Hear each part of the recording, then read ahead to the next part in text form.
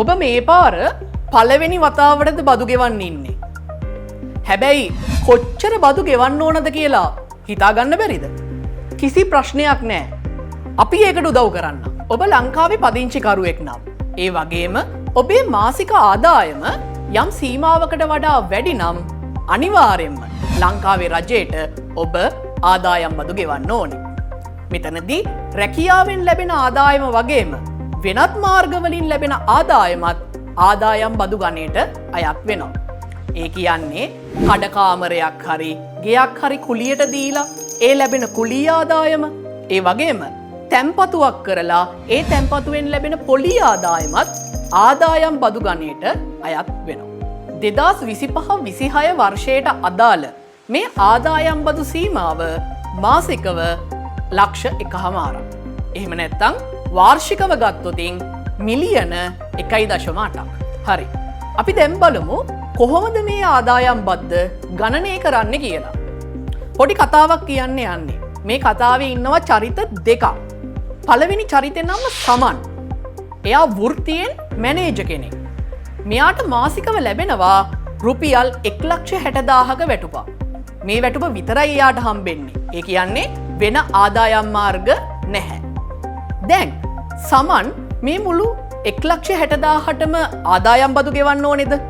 නෑ. අපි කලින් කිව්වා 1,50,000 සීමාව වෙනකන් අපි බදු ගෙවන්න ඕනේ නැහැ කියලා. එහෙනම් ඊළඟ රුපියල් 10,000ට තමයි සමන් බදු ගෙවන්න ඕනේ. එතකොට මේ බදු ගෙවන එකේ ප්‍රතිශතය කොහොමද? IRD එකට අනුව විවිධ ආදායම් මට්ටම් සඳහා විවිධ බදු ප්‍රතිශත තියෙනවා. ඒ ගෙවිය යුතු බදු ප්‍රතිශත ප්‍රමාණය දැන් ඔබට බලා ගන්න පුළුවන්.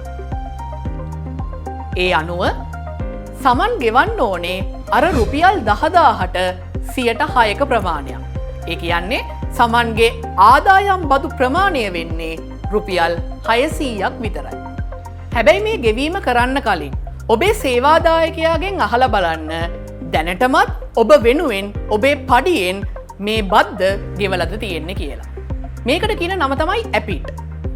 ඔබේ ආදායමෙන් මේ බද්ද ගෙවලා නැත්තම්, එහෙමත් නැත්තම් ඔබ සොයන් රැකියාවක නිරත වෙලා ඉන්නවනම් ඔබටම තමයි මේ බදු ගෙවීම කරන්න සිද්ධ වෙන්නේ. හරි. අපි යමු අපේ කතාවේ ඊළඟ චරිතය දිහාවට. මෙයාගේ නම සල්මා. මෙයා වෘත්තියෙන් සෞඛ්‍ය ක්ෂේත්‍රයේ රැකියාවක් කරමින් ඉන්නේ. සාමාන්‍යයෙන් මාසිකව මෙයාට රුපියල් 70,000ක වැටුපක් ලැබෙනවා. ඊට අමතරව හවස් වරුවේ සහ සති අන්තයේ මෙයා ක්ලිනික් එකක වැඩ කරනවා. එතනිනුත් රුපියල් ලක්ෂ 2ක විතර ආදායමක් මෙයා ගන්නවා. තව මෙයාගේ තියෙනවා බැංකු ගිණුමක්. ඒ බැංකු ගිණුමට මෙයා තැන්පත් කරලා තියෙන මුදලින් මෙයාට පොලියක් ලැබෙනවා. ඒ පොලිය රුපියල් 10,000ක්. දැන් සල්මගේ සම්පූර්ණ ආදායම මාසිකව ගත්තට පස්සේ අර රුපියල් 70,000 ලක්ෂ 2 වගේම අර රුපියල් 10,000ත් එකතු වෙන්න ඕනේ. සල්ම මාසිකව රුපියල් 2,80,000ක වැටුපක් ලබා ගන්න එක්කෙනෙක්. වාර්ෂිකව බැලුවොතින් මේක මිලියන 3.36ක්. හරි. අපි දැන් බලමු සල්ම ආදායම් බදු මාසිකව කොච්චර ගෙවන්න ඕනේද කියලා. අපි දන්නවා මේ බදු ගෙවීම ආරම්භ වෙන්නේ 1,50,000. ඒකේ දෙවනි ස්තරයේ තියෙන්නේ 2,33,333. ඒ අනුව අර 1,50,000ත් 2,33,333ත් අතර මුදලට අපි 6%ක බද්දක් ගෙවන්න ඕනේ. සල්මගේ ආදායම ගත්තට පස්සේ ඔය මුදල ගෙවල ඉවරුණාට පස්සේ තවත් 46,000ක මුදලක් ඉතුරු වෙනවනේ. අන්න ඒ ඉතුරු වෙන 46,000ක ප්‍රමාණයට සල්මා 18%ක බද්දක් ගෙවන්න ඕනේ.